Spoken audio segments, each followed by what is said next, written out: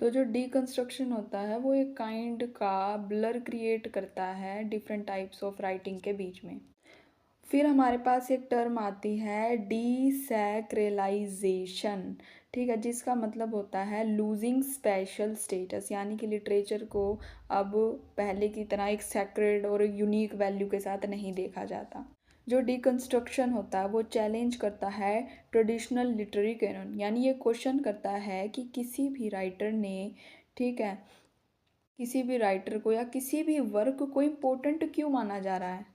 हमारा जो फोकस होता है वो लैंग्वेज पे शिफ्ट होता है, सोशल स्ट्रक्चर्स पर शिफ्ट होता है, और कि हम किसी को, हम मीनिंग को कैसे कंस्ट्रक्ट करते हैं, जो हम एम्फसाइज करते हैं। फिर हम सिर्फ टेक्स्ट पर एम्फसाइज नहीं करते, हम टेक्स्ट से भी आगे, जैसे लैंग्वेज, सोशल स्ट्रक्चर, ठीक है, और हमने कैसे इसको कंस्ट्रक्ट करा एक टेक्स्ट को, उस चीज़ों पर हमारा ध्यान शिफ्ट होता है। तो फिर हम देखते हैं कि जो लिटरेरी थ्योरीज होती हैं वो सेल्फ रिफ्लेक्टेड होने लगी, ठीक है, जो स्कॉलर्स थे वो क्वेश्चन करने लगे अपने खुद के ही असम्पशंस को।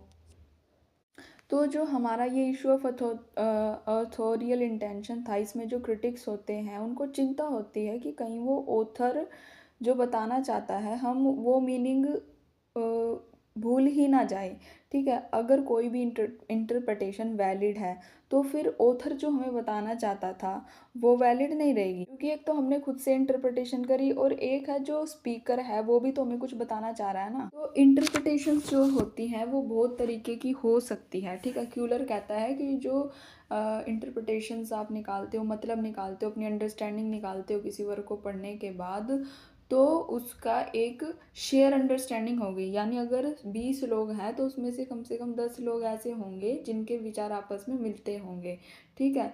तो ये इन लोगों के जिनके विचार मिल रहे हैं इनको हम इकट्ठा करते हैं और इंटरप्रिटेशंस को लिमिट कर देते हैं, ठीक है, एक्सट्रीम नहीं जाने देते।